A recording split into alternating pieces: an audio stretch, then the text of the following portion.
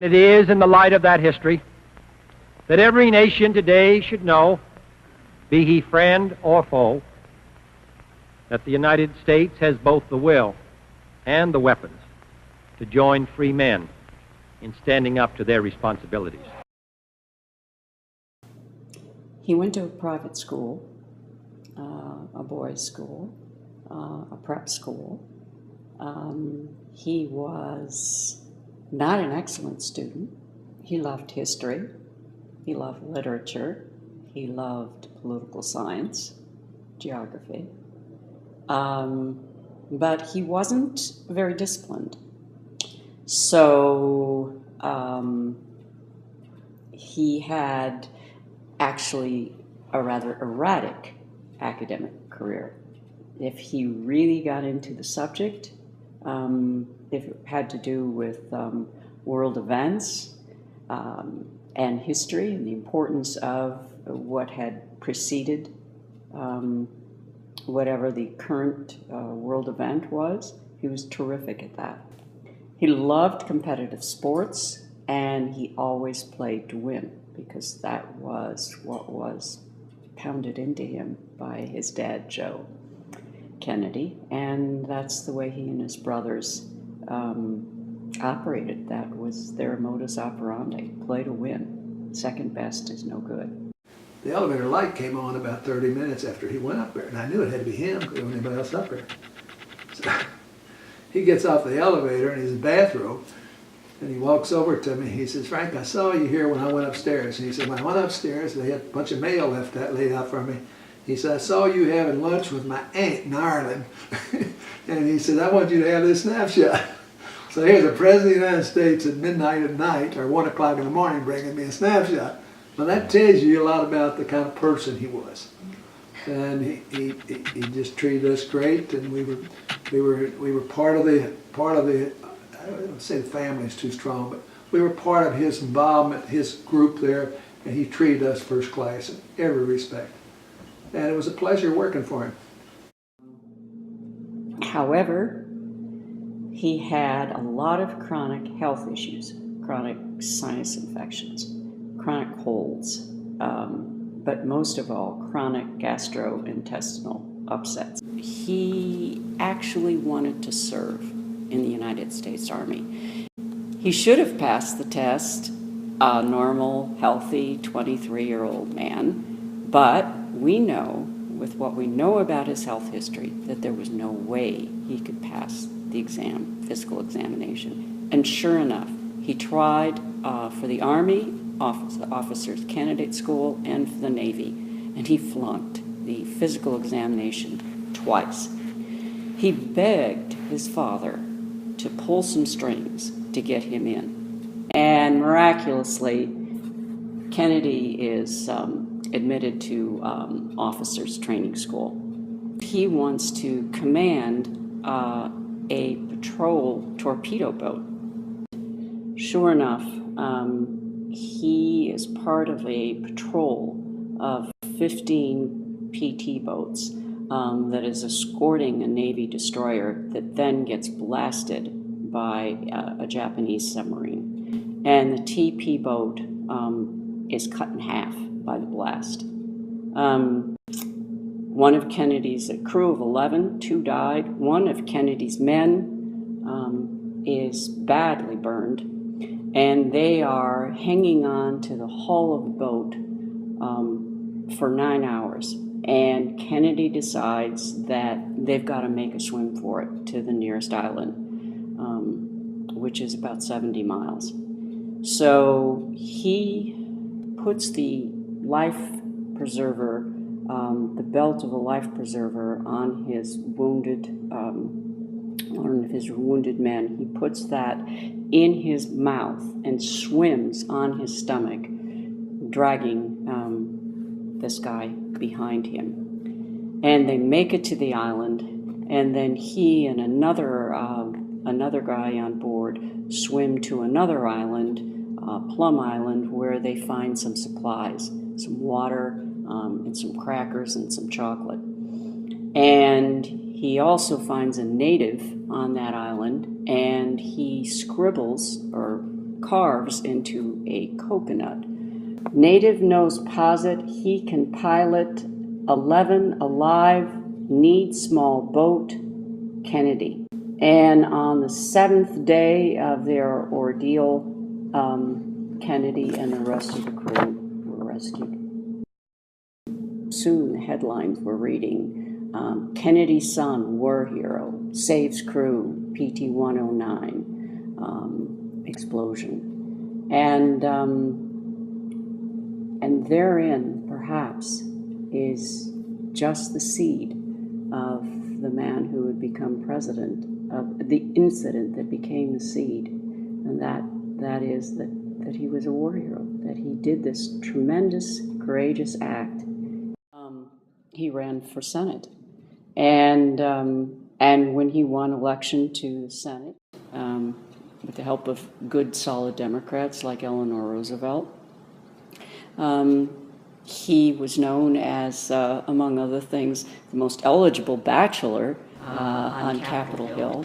And he then married Jacqueline Bouvier, who made a lovely bride and came from an aristocratic background and privilege and wealth.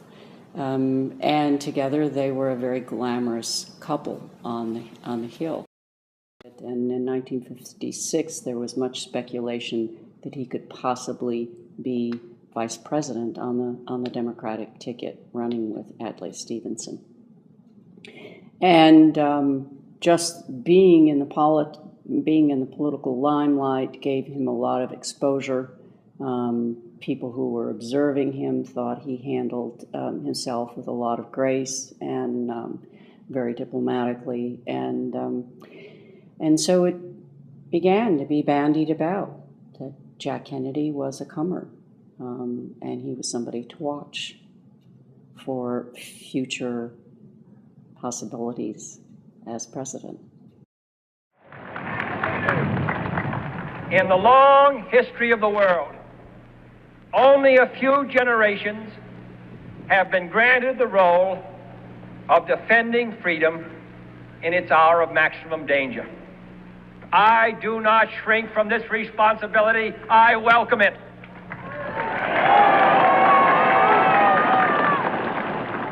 I do not believe that any of us would exchange places with any other people or any other generation. The energy, the faith, the devotion which we bring to this endeavor will light our country and all who serve it. And the glow from that fire can truly light the world.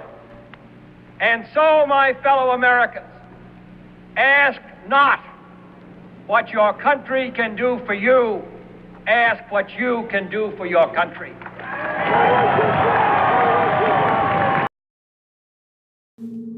He gave us a lot in terms of idealism when he delivered his inaugural speech, when he started the Peace Corps, and when he talked about reaching the moon and having a man on the moon. So he learned a lot during the Cuban Missile Crisis about just how vulnerable the United States was to nuclear war. It made no sense. It was insane. And the insanity really had to stop. And so for the first time since the Truman administration began this Cold War and took those political viewpoints and led the Cold War, Kennedy began to soften his stance toward the Soviet Union. And I was with him when we were traveling around, and it must have been 20 deep, and every place that car went around Berlin on the west side there, people were so delighted that he came and supported them, and he made a decision to go behind the Iron Curtain, which was unheard of in those days. And we flew that one zone that was open, that the Russians didn't try to stop us. I guess the moment of my life that I'll never forget is when he stood up as we completed this tour, and he made this speech to 1 million people in the square, and he closed the speech trying to speak broken German. He said, "I'm a Berliner," in German. As a free man, I take pride in the words, "Ich bin ein Berliner."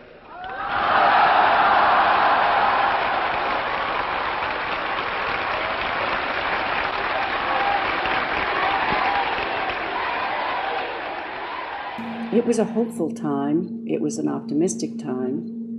It was also a very dangerous time. From Dallas, Texas, the flash, apparently official, President Kennedy died at 1 p.m. Central Standard Time, 2 o'clock Eastern Standard Time. A flash from Dallas. 2 priests who were with President Kennedy say he is dead of bullet wounds. This is the latest information we have from Dallas. I will repeat with the greatest regret, 2 priests who were with President Kennedy say he has died of bullet wounds. The president was in a little political hot water in 1963 with the Democrats, with the Southern Democrats, because of his stance on civil rights. The Southern Democrats in the House of Representatives and in the Senate were not happy about the March on Washington. We're not happy at the administration's show of support for Martin Luther King and for the civil rights movement. Lyndon Johnson was picked as vice president, and he said, "Mr. President, you've got to come to Texas. You've got to come to Texas because you've got a lot of political fence mending to do." And he said, "The Bird and I, Lady Bird and I, would like you and Jackie to accompany us on a 3-day tour of San Antonio, Dallas, Fort Worth."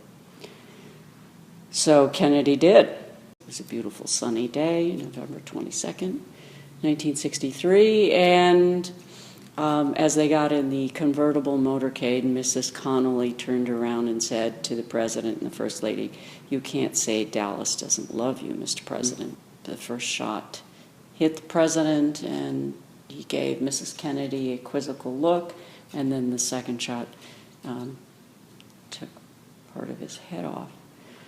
My shift would have been in the car behind him in Dallas if I had been not sent for another advance. And they sent me from Tampa to Austin, Texas. So, the nation was in shock. People couldn't believe it. I think I talked last time about being in my history class at the time this happened, 16 years old, and told to read my book. The president has been shot, however, you're all to finish reading chapter 6. I don't think so, I said. So I left along with some other students. We went down to the bookstore and then listened to the radio.